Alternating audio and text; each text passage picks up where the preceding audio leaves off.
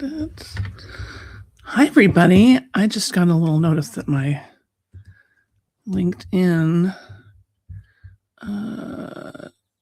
stream is not connected. And I know a lot of you watch on LinkedIn. So let's see if I can fix this in a quick time. Grab yourself a pen and a piece of paper because there's going to be some true writer-downers here. Let's just, and if you want to start, like, where do you overthink? What do you do? Like, what's going on? I can't tell how to fix this. Okay, well, sorry, LinkedIn. We're just going to have to go with this the way we go with it. I will, however, start streaming on Instagram. Okay, hi, everybody. Welcome to therealsambennett.com, Sam Unscripted. Let's talk about it. Is your overthinking ruining your life? Is your overthinking ruining your life? I think it might be a little bit. So let's put a pause in that beautifully overactive brain of yours for a second, and let's just take a breath, right? So let's inhale for 4, hold for 7, exhale for 8. We'll do that 3 times. You can ignore it, of course, but it's fun. Let your belly go really poochy soft. Whew. Soft, soft, soft. Yeah. And maybe straighten up, your spine. Make sure your chin is level with the ground. Yeah. Not like this. And let's inhale, 2, 3, 4, hold, 2, 3, 4, 5, 6, 7, out, 2, 3, 4, 5, 6, 7, 8. Inhale, 2, 3, 4, hold, 2, 3, 4, 5, 6, 7, out, 2, 3, 4, 5, 6, 7, 8. Inhale, 2, 3, 4, hold, 2, 3, 4, 5, 6, 7, out, 2, 3, 4, 5, 6, 7, 8. Thank you. Thank you for doing that with me. Let me try one quick thing with the LinkedIn just to see if this works. And then I will go to, I see.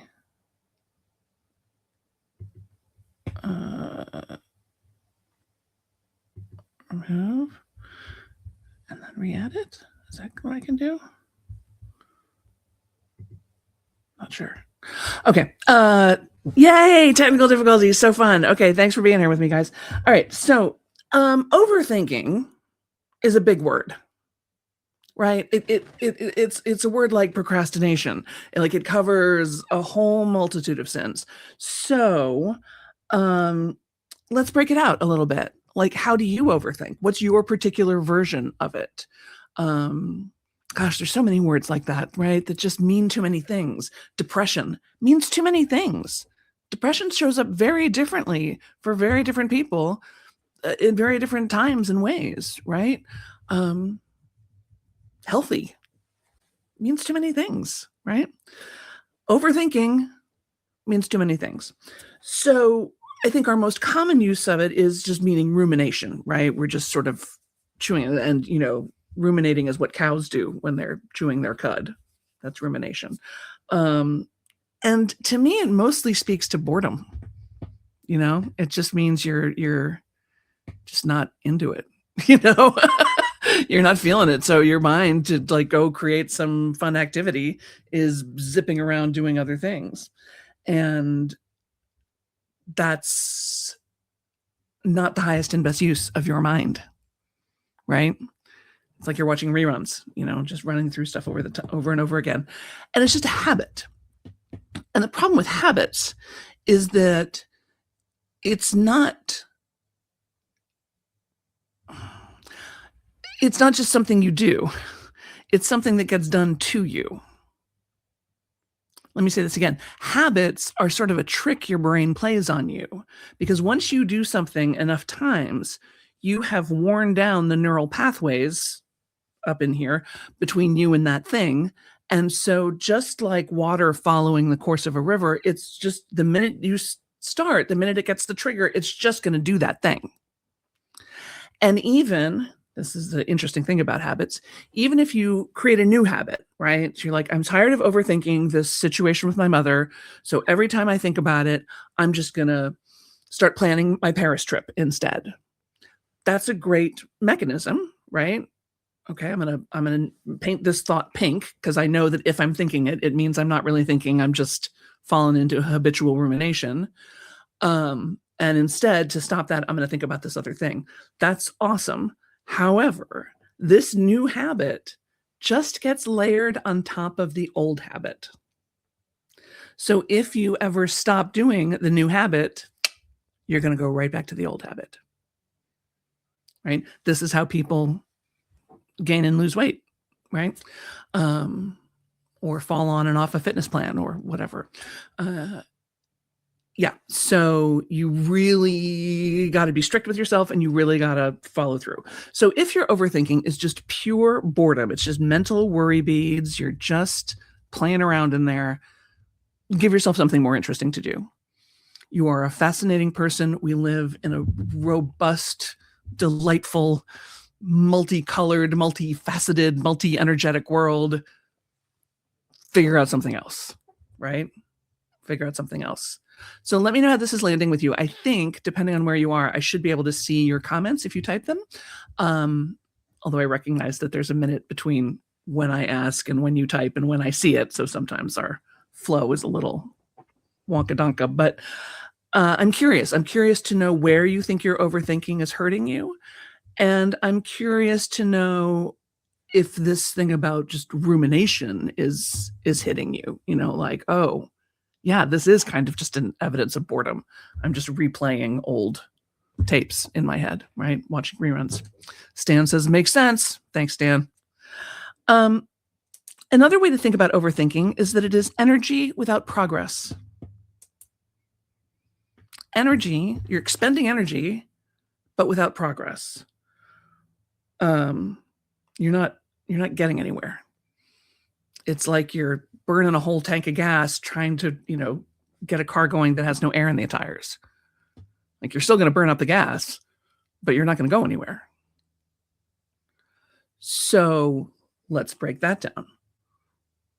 What sort of progress are you looking for? And how can you get there faster? For example, should I quit my job? Should I quit my job? Well, yes, because these people make me crazy and I don't like the work. No, I need the money and it's pretty convenient for me. Yes, because this person makes me crazy. No, because I like the money. Yes, because of blah, blah, blah, blah, blah, blah. Energy is being spent. Wheels are spinning, but there is no progress. There's no decision being made. There's not even a criteria for the decision being made. And that might be your first step. If you find yourself burning a lot of energy without actually making progress, ask yourself, what is the tiniest possible step I could take to move forward in this thinking, to get out of this loop, to get off this neural pathway and get some new information. So one version, just rumination, just chewing on it. Second version, burning a lot of energy without actually seeing a lot of progress. Another way to think about that is imagination without output. Imagination without output. Overthinking is imagination without output. And I can almost feel the frustration in those words, right? Your imagination, your creativity has never abandoned you. Not once, not ever. It is always there for you. You put in a nickel, you get at a gumball every single time. Every single time you pose a question to your creativity, it comes up with a bazillion answers for you. And it will keep doing that. It's a never-ending font of ideas. Now, you may shut those ideas down. You may train yourself out of it. You may tell yourself that your ideas are no good. I mean, there's all kinds of ways you can pee on it. But nevertheless, your creativity still shows up for you every minute of every day. It is the most faithful friend you have. We might even say it's God. Always there, always generative, always approving, always there to support you, but only if you let it, right? Yeah. It's not a metaphor that holds up perfectly, but it's not terrible either. Think about it. Think about it and let me know. So mostly when you're using your imagination, we want it to turn into something, right? Oh, I had this idea to have a party for so-and-so. Oh, I had this idea for a new business. Oh, I had this idea for a play. Oh, I had this idea for something fun my sweetheart and I could do this weekend. But if you just have the idea and then not do anything, not take any action, not even necessarily record the idea, well, again, we're burning a lot of energy with no output, right? And we're having, we're building castles in the sky, literally, but not here in the tangible world. And I don't want to say that this is never useful. Sometimes just letting your imagination run, daydreaming is super fun, but that's different than overthinking, right? Right. Okay, good. Hi, everybody. I'm so glad you're here. So we're talking about overthinking and whether or not it's ruining your life, because it totally is. We've talked about it being rumination, chewing. We've talked about it being energy without progress, imagination without output. Some of you like to overthink in the form of worrying. And this is another one where we just put in the tape and let it play. Oh my gosh, I'm so concerned about so-and-so. I mean, what if they this? And what if they that? Or worrying about the world at large. Oh my goodness, the government. Oh my goodness, those other countries. Oh my goodness, the taxes, the economy, the state of the earth, pollution, global warming, all these things over which we ourselves have no immediate control. We're just running the worry tapes. And there are people in the world who believe that worrying is doing something. And again, it's energy without output, right? It's imagination without output. Worrying is not you using your imaginative powers for good. Worrying takes your imaginative powers and distorts them so that they are not being used to make a better world. It's also, for many of you, a little bit of an abuse of your psychic powers, right? Because a lot of times you're worried about something or someone because you have an inner knowing that you need help, that something's going on. But when you shovel it off into the category of worrying, well, then you're just sort of obsessing without actually doing anything. If, however, you take that information in and say, wow, that person is really on my mind, and I'm finding myself really concerned about them, well, this might be a good time to pick up the phone, make some inquiries, send a text, just say, hi, I was thinking about you. How's things? Right? Take that imagination, take that psychic power, take that intuition, and put it into action. The other thing I have often said to people about worrying is stop worrying, start praying. Stop worrying, start energy healing. Right? If you're going to have someone on your mind or have a situation on your mind and get all, a lot of energy around it, focus that energy. Focus it on long distance healing. Focus it on prayer. Focus it on your connection with the divine. Focus it on your sense of the eternal. Right? Because then we have an output. It's not just staying trapped inside of your mind. It's actually going out into the world. Do psychic powers exist? Does energy healing exist? I don't know. in my experience, kind of, yeah. But, call it whatever you want. So next time you find yourself worrying, remember, oh, that's right. I'm going to pray instead. Oh, that's right. I'm just going to send that person good thoughts. That's right. I'm going to actually reach out to that person or see if there's something I can do to help that situation. Every time I worry about the state of the world, I'm going to send $10 to Oceana to protect the oceans. And that's my way of handling my worry. Right? Create a new system for yourself. This is the problem with overthinking. It's just a terrible system. It's a terrible system. Sometimes you are overthinking because you are playwriting. You are running conversations in your head. You are replaying conversations in your head. You are replaying conversations in your head for the 477,000th time. And so often you have recast that conversation in which you say all the brilliant, incisive, clever, heartfelt things that you wish you had been able to say in the actual moment or wish you might have the opportunity to say in some future moment. Again, imagination without output, energy without purpose. I am glad you are such an excellent playwright. I am glad you are so good at creating dialogue and characters and scenes in which, you or whomever gets to, storm out in a huff or end in, swooning into each other's arms or whatever the scenario is. However, once you've run through it a couple of times, be done. Right?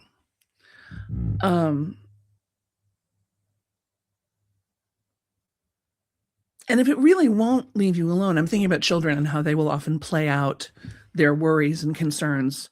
They'll play divorce, they'll play grandma died. They'll play these things that, may or may not be traumatic events, but are certainly serious events for them. And they will work out their feelings through play by recreating the situation in their play. So you can do that too.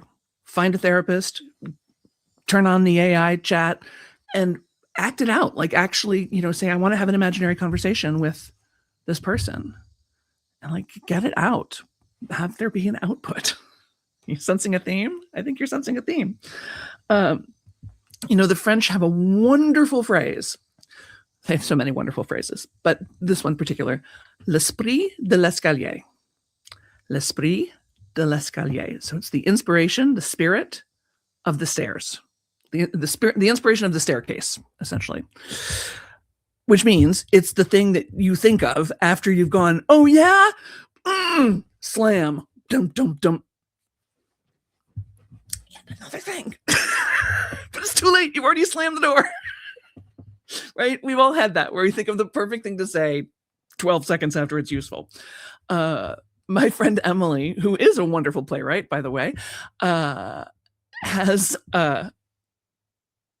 she and I, when we were both working actors in LA, came up with a parallel phrase called le spectacle de la voiture. Le spectacle de la voiture, which is the performance you give in the car after an audition. You will never see such brilliant acting as you will me driving home from an audition going, that's how I should have done it. Right? But again, you're just rerunning imaginary scenarios. And it's not, so to give le spectacle de la voiture, or to have the inspiration of the stairs, and then say, okay, I'm going to write this down. Because next time I want to remember to say XYZ, or next time I want to remember to take some more deep breaths, or next time I want to just forgive myself because the way it's going to go is the way it's going to go, right? Let the fact that this topic is still tapping you on the shoulder, this conversation is still tapping you on the shoulder, this situation is still tapping you on the shoulder, that's a strong indication that there's something there for you. So do something with it. Turn it into something. Turn it into a journal entry, turn it into art, turn it into a conversation with a friend, turn it into a conversation with AI, turn it into something so that there is some shift and some output.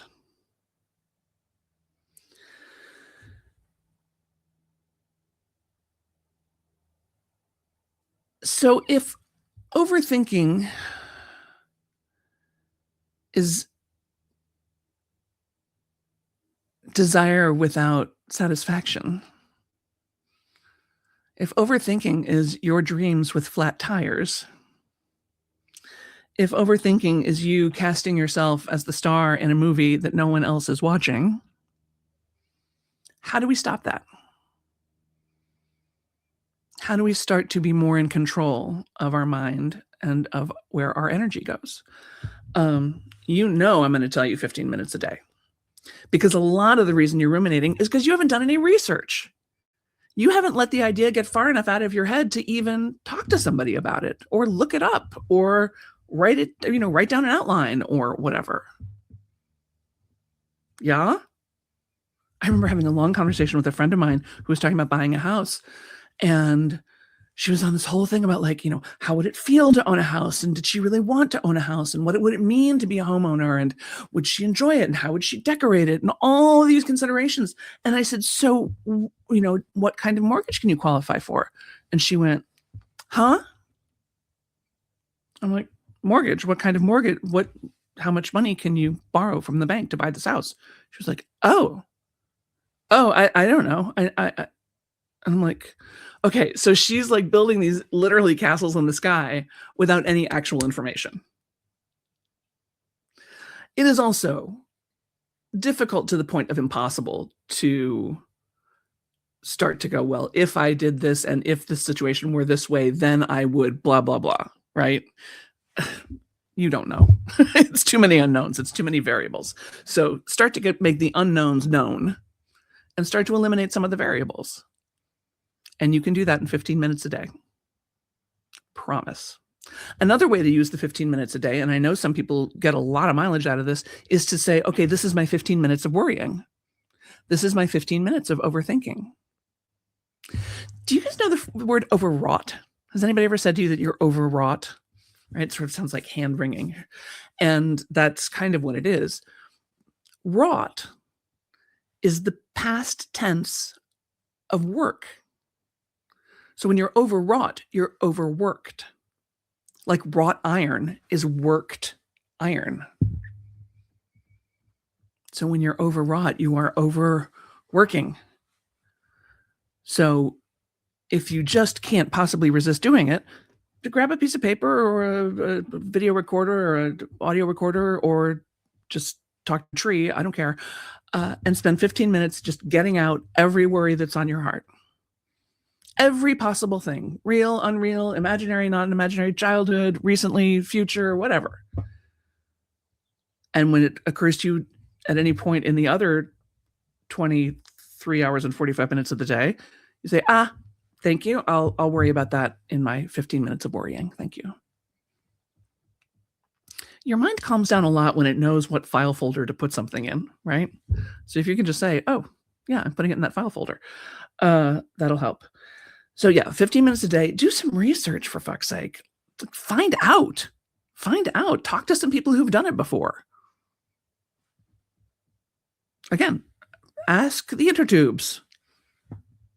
Ask a librarian. Ask a social worker. Social workers know everything, right? Again, not a bad use of AI to sort of role play with chat. I know many of you are completely anti-AI, and we can talk about that at another time. Maybe that'll be my thing for next week. However, if you are not completely anti-AI, it's a great use of AI to say, hey, how would this, role play this with me? Help me practice. Yeah. If you find yourself moving closer to decision-making or having trouble with decision-making because, again, there's so many unknowns and so many variables, try this. This is, by the way, this is a strategy that Amy Ehlers and I used when we created our first Barefoot Perfect retreat. The next one is coming up in Barbados, which is why I've got barefootperfect.com up here for you to go check out. You should go look at the sales page just because the pictures are so beautiful. Oh my gosh. The sea turtles. Oh my goodness. And if it's tickling your fancy at all, go ahead and click and fill out the application. There's no obligation to filling out the application. You can say, oh no, I'm just dreaming. I don't really want to come. That's totally fine. But you might actually want to come. It's going to be a pretty spectacular trip.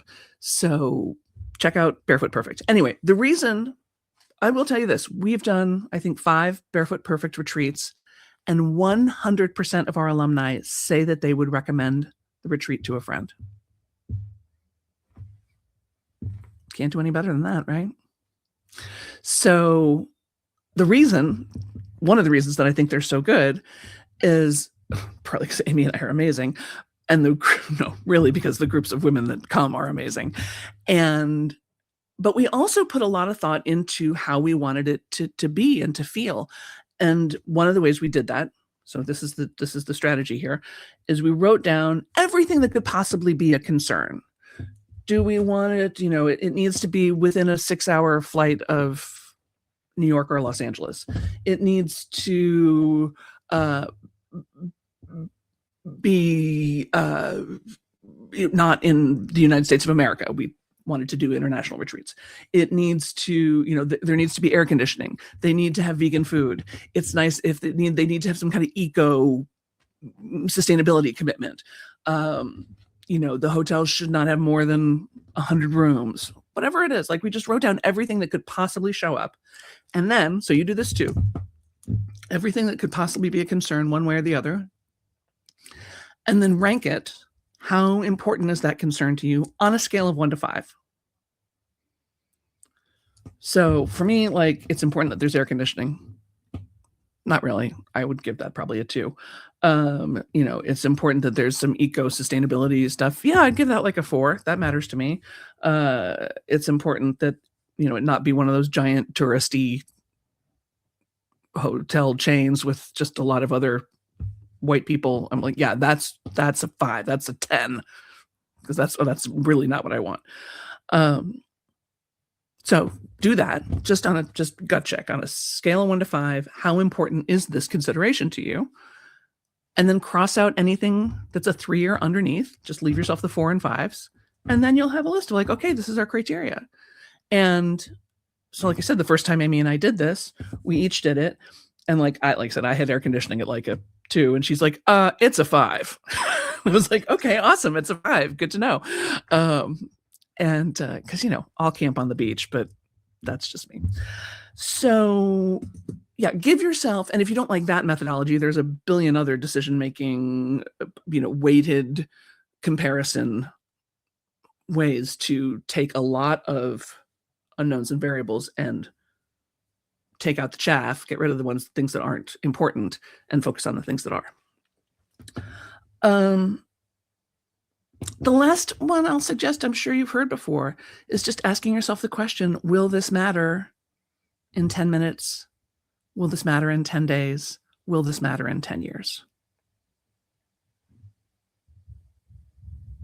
Will this matter in 10 minutes? Will this matter in 10 days? Will this matter in 10 years? Give yourself a little perspective. So these are my comments about you and your beautiful, magical brain getting overwrought, overworked, too much energy, too much imagination, too much playwriting without output. So start to attach your interior mental activity into an exterior physical activity. I'll say that again. Take your interior mental activity and start to make it an external physical activity. I promise you will feel better. And when you feel better, everybody else feels better because you have that kind of effect on people. Thank you so much for being here. I am so grateful that you took this time. I hope you found it useful.